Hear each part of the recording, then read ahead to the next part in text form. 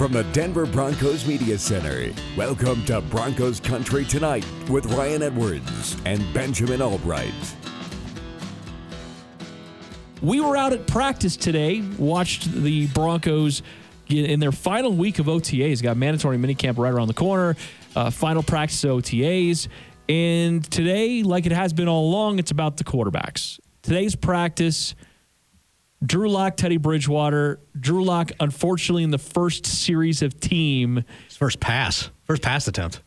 The ball. The first read wasn't there. Yeah. And this has been a common problem with Drew. If the first read's not there, he's unsure of what to do afterwards. Like he holds it and he's trying to overthink it because it's been coached into him to check it down, and his instincts are to, hey, let's scramble out and YOLO.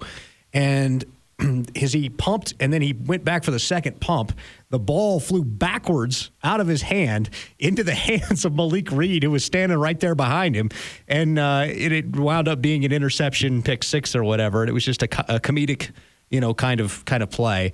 And it was not the best look for Drew, especially starting off practice like that right in front of the media. It was just one of those, not again. Well, and then he seemed like he was pressing. He came back into team a little later on. We'll get to Teddy Bridgewater in a second. But then his next reps in team, nice crisp pass. Over the middle, he was good. There was a slant route by Tyree Cleveland. Hit him right. I mean, just right on the numbers, right. A perfect pass in between defenders. Beautiful. And then the very next one was a pick six by Justin Simmons. Out route and anything outside the numbers, Drew, which is weird because he's got the arm to push it out there. Yeah. And his outside passing has not been crisp. Inside, in between the numbers, he's been pretty sharp, actually. There was a couple of, easy pitch and catch, curl comeback type stuff. The slant that you talked about, the Tyree, the kid from Troy, number 17, the new number 17, whose name I always keep forgetting. Damian Willis. Willis, that's it. There was some good plays there. He had his first drop I've seen, by the way, out there today. He's actually been kind of impressive at his first drop though. But overall, Drew's okay. It wasn't like a horrendous day. It just wasn't a good one. Yeah, I was being framed, and people started freaking out. They saw your tweets. They saw I think Mace. Anytime I criticize Drew, it's like magnified or something. So. Yeah, they immediately started kind of losing their minds. I didn't think it was. I mean, outside of those two passes, the rest of it was fine. He had a couple of nice completions in there. I think he wanted the new tight ends out there for a pretty decent gain. I thought he rebounded nicely, but it seemed like he was pressing. And I guess we found out after the fact, Mike Kliss asked a question of Vic Fangio about his hand. And we found out that he's got a little bit of a blister going. So who knows if that really had much of an impact whatsoever. But it was certainly a storyline today as you have your first passing attempt fall out of your hands backwards into an interception with a pass rusher. That's not a great start. And then, of course, your interception pick six to Justin Simmons a couple of plays later. Teddy Bridgewater, meanwhile, he had a pretty good day. All things considered. Most of the day. He had an interception later. He did have a bad interception, but he had timing and touch on some throws, and that's kind of his hallmark. It's very obvious when he's out there throwing the lower velocity. I mean, it's plain as day to see it, but he's got timing and touch, and that'll work in your favor. We saw Peyton Manning make a career off that. The combination of Teddy Bridgewater and Jerry Jeudy looks good. And there might be even an argument to say that Teddy Bridgewater and Jerry Jeudy might be a better fit. There might be something there. The anticipation he throws with might work better for Jerry. Now, I don't know if that's the reason you make any decisions there. Drew Lock certainly looked good with Cortland Sutton when he was out, but the problem is Drew Lock right now is throwing to Tyree Cleveland and Damian Willis. Those are his two receivers that he's been going out there running team. Right. Teddy Bridgewater is getting the first team guys. Benefit of the first team guys. Now he's now without Cortland, and Tim Patrick was obviously a little banged up with a hammy. But otherwise, he's had Noah Fant, who's also was out. I guess he had wisdom teeth taken out. But he's had the first team receivers. So Jerry Jeudy going against third team cornerbacks is going to make a lot of quarterbacks good. I'm not trying to make excuses. I'm not trying to say that Teddy Bridgewater isn't doing a good job with touch and placement. But there's context. But there is a little bit of context here. That context out. But I actually like that plan from the Broncos. And the reason I like that plan is because for a true quarterback competition that's coming in camp, Teddy needs to get the timing down with these guys. So Drew should already have it, right? And Drew, you want him to speed up his processing, right?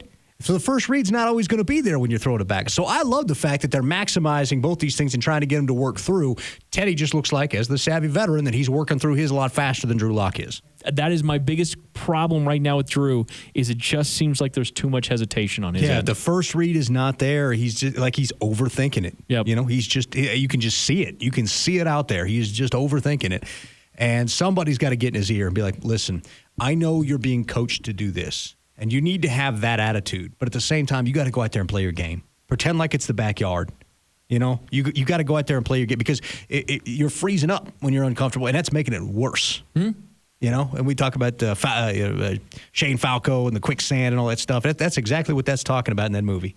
Things start going bad, and then you start overthinking it, and then it gets worse. It goes from bad to worse, and that's what's happening to Drew out there right now, and it stinks. And I'm hoping he can fight through it. I'm hoping that he can, I'm hoping he can get where he needs to be. We'll see. He's got a whole, like I said, we got a training camp to decide this thing. Everybody who's wanting a decision now and all that kind of stuff, they're nowhere close. They're just getting these guys some reps, getting the rust shaken off. But there are things to notice. The timing is starting to come together a little bit for Teddy Bridgewater. And the other thing to notice is, like I said, if the first read isn't there, Drew he's panicking. He's not doing his thing. He's not being athletic, getting outside the pocket and making something happen. And that's tough to do in 7-on-7 anyway. You can't really make something happen because there's no pass rush and everybody's dropping back to guard somebody. But you got to try. You got to play your game as best you can. And you got to trust that game that got you there can keep carrying you. Coming up next on Broncos Country Tonight, Vic Fangio and Alexander Johnson talk about what steps he needs to take this year to improve. We'll get to it next. Welcome back to Broncos Country Tonight. Here are Ryan Edwards and Benjamin Allbright. First, let's hear from Vic Fangio here talking about Alexander Johnson, who spoke with me today. What does he want to see from Alexander Johnson this year? We're looking for him to be more of an assignment and technique conscious and fundamental player. He's at times can get stray a little bit from the exact way the coaches are being telling him what to do. He fits into that other category. You don't want the guys that only do what the coaches say, and you don't want the guys that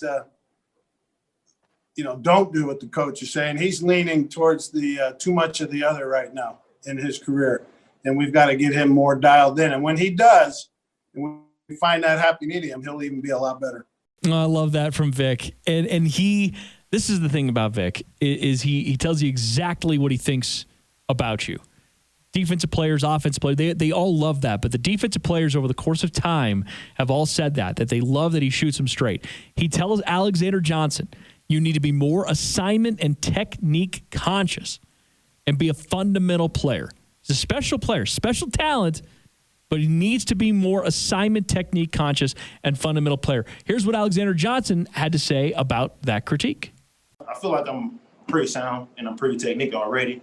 I feel like he maybe said that over some of the mistakes I made last year, but those just came with inside playing the game with me instead of just doing my job, trying to help out or fall into another gap if I see a gap open, instead of just sticking into where this is my job, stick to my job, and let the other guys, let the other stuff play out. But as far as technique-wise is something that I know I want to improve on, as far as, like I was just saying earlier, all right, I know I got help over top from a safety on this leverage. Let me slide out to the outside leverage to make the running back go inside or make them go outside on different formations and coverages. It's an interesting thing to talk about when players are acknowledged that they may be freelance a little bit. They're not very disciplined in their gaps, that they are sometimes trying to cover for other players, which is kind of what Alexander Johnson just said. He says, look, this is on me. I need to be more fundamental. I need to be focused on my job, because sometimes I'm focused on doing more than I should be. Well, and it's true. It's good. First of all, big of him to notice that, because that is the knock on him in his game, is that he does freelance a little bit at times. Second of all, that's going to happen a little bit when you run zone-heavy schemes, because there is a freelance. You kind of knowing where the other person is, finding where those zones, the gaps between those zones, and knowing how far to ride to the edge, is that there is some freelance to that. And that's a natural occurrence of playing a zone-heavy scheme. But, for Alexander Johnson, that has been the knock on him. That and when although he was blitzed a lot, he didn't always get home. And there were some times where he would do something where I noticed this on tape. He would run downhill, and then he would just kind of pull his arms in and shoulder chuck into the gap. Is kind of some kind of like, you see the safeties do it, try to bump a guy out of bounds or whatever, or corners do it. And he would kind of run into the gap, into the B gap, and kind of shoot the gap and do that. And it's just kind of a weird thing from him. And so those are the two knocks. Big on him to be able to recognize that, though, and admit it publicly. No, of course. Well, but that's the thing about Vic Fangio is you're not going to hide from Vic Fangio on these things. And it's not like Ed Donatel, the defensive coordinator, is also a guy that hasn't seen it all. The linebackers coach, the defensive coordinator, Vic Fangio, they all know exactly what Alexander Johnson's strengths and weaknesses are. I'll take it one step further with Alexander Johnson. Once you kind of know that you have a tendency to freelance and not stay gap sound, you can actually coach that. You can work with a guy on that. It's kind of back to trust. Like, how do you trust the guys you're working with? And you know what? I'm surprised we haven't heard more about freelancing from last year from the starters based on how many injuries they were dealing with. I would have expected at this point that would have been a bigger topic of conversation after we heard this today. I think you had so many starters out that you didn't have people to do that. And the one person I think who you would hear that from is the guy who's not going to do that publicly, and Justin Simmons. Justin Simmons will do that privately, but he's not going to do that publicly. And the other starters were out. Who was gonna do it? Was Shelby? He wasn't. He was sick. He was away from the team most times. Jerome Casey was hurt. Mike Purcell was out. Von Miller wasn't there. Bradley Chubb wasn't there. Is Malik Reed really going to step up and kind of be that guy? Josie? But that's what I'm saying. I'm surprised we didn't hear more about guys, especially the starters, trying to freelance a little bit and trying to do too much because they're covering for all these backups playing starter snaps. That's a problem. Like you have to understand that the talent level to play the NFL is a very high one. Okay, so like we're not saying, hey, Parnell Motley doesn't deserve to be on a roster. Nate Hairston does. Like, I'm not saying anything negative about those guys. I'm saying that the drop off though between starters into second and third string is very, very big. It is, and so I am surprised as we're hearing Vic Fangio kind of say publicly, Alexander Johnson's a hell of a player. But he freelances. He needs to be more technique sound. And then Alexander Johnson say, absolutely, I'm 100% that way. I need to trust my guys that we're going to get the job done. I'm surprised there weren't more guys that didn't get caught with their hand in the cookie jar, freelancing. I think there were so many guys that were open because you just had guys that didn't know what they were doing, and the talent level was severely down. In the last season, once you got into those third string guys, once Bouye was out, and once all these guys were out, it's just tough. I mean, you got two safeties back there that know the scheme, and everybody underneath them trying to do what they can. And guys like Justin and Kareem were both playing for contracts. They were both in the last year of deals. Now, Justin was on a franchise tag, and Kareem was on the last year of deal. Both guys were playing for deals. In Justin's case, it was for a big money deal. And you didn't see him complain about that. You didn't see him complain about the fact that he was covering down for people while they were saying that, they were saying his play had fallen off. And what the reality of the situation was, you had two great safeties covering down on a bunch of guys that didn't know what they were doing in front of them. So, I think internally those conversations were had. I don't think that's one that you're having externally. They don't have – this locker room isn't the same as it used to be. If you had Aqib and Chris and that was happening, you darn sure would have heard about it in public. You darn 100%. Sure would have. Derek Wolfe was still here. Oh, you absolutely would have heard of it. But they don't have those guys anymore. The vocal guys on this defense, the vocal guy on the defense is Shelby. And Shelby's not airing grievances out in public. Wolfie would have done that. Oh, yeah. Talib would have done it. Absolutely. TJ Ward would have done it. But you're not, this group of guys, they're not, that's not how they handle. This is an in-house group. It's just, and that's not to say one's right and one's wrong. It's just different styles. Coming up next on Broncos Country Tonight, Matt Boyer from Broncos TV joins us to break down today's practice. Stick around. Welcome back to Broncos Country Tonight. Here are Ryan Edwards and Benjamin Allbright. Matt, it's good to have you on the program. You were out at Broncos practice. What were a couple of things that you took away from it? A couple of things. First of all, 11 on 11. I know Coach Fangio said you can't really gauge too much into it at this point. I was excited to see, who was running with the ones. It's not technically the ones, but, who's out there matching up against two? I thought Jerry Jeudy, we heard from Jerry last week, and he said he wants to be more consistent this year. And I thought every week that we've seen him, he's just been extremely consistent, dialed in, locked in. He had a couple of great catches again today. And I think that was probably the biggest standout for me on offense. On defense, Pat Surtain continues to impress. The things that he's picking up right now are exceptional for a kid his age. So those two things probably today stood out the most. But, Coach Fangio, bring me back down to earth. Don't read too much into everything, right? Well, yeah, and Coach Fangio is if there's a compliment out there to be had, he is definitely going to avoid giving it to you. That's just ask Von Miller about that, or at least that was the big to do, I guess, a couple of years ago. It was kind of funny. I mean, it was comical to me. I don't think it was comical to Drew. I don't think it was comical to people who are as intense on this quarterback matchup. But Drew comes out there on the opening snap and kind of has that snafu where he throws it backwards after it slips out of his hand. He had another interception a little later to Justin Simmons. Teddy had the interception. Was the defense having a great day today, or were the quarterbacks off, or a combination of both? I think it was a little bit of both. I think these defensive backs are extremely talented. Justin Simmons continues to prove why he is in my opinion, the best safety in the league. Again today with an interception. These are world class. This is a world class secondary, and I think that while they haven't put it all together in my mind, keep in mind too, we haven't really seen Kyle Fuller, Ronald Darby, Kareem Jackson, and Justin Simmons on the field at the same time. So that means more reps for Surtain and OJ Mudia. But I think that as good as this secondary has been, they have room to grow. The offense, it's so tough to say to ding these guys. I mean, right now, this time is so much about installing the offense, getting things dialed in, making sure that the timing is correct, maybe more so than impressing with a deep throw here or a deep throw there. I think the timing for me is the most important thing. I don't mind the interceptions. And I know Coach Fangio at the beginning of his press conference, he was asked about the interceptions, and he didn't even know who threw them at the beginning of his presser. And I think that's indicative of the fact that we are so early into this thing that a lot of the things that we're seeing right now that we put a lot of emphasis on might not matter as much to the coaches in the long run.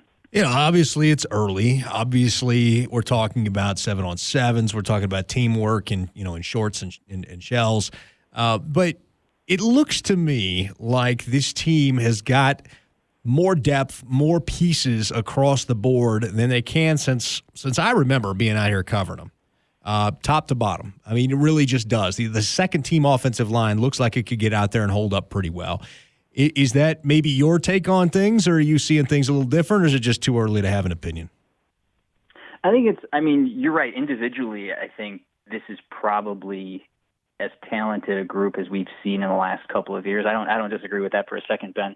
I always, whenever I think about offensive line or secondaries, I always go back to the thing that Coach Fangio mentioned. I think it was last training camp or the training camp before. It's not necessarily the individual strengths or the individual talents of each guys, but the collective effort, the collective group that you have on the field, especially when it comes to the offensive line, especially when it comes to the defensive secondary.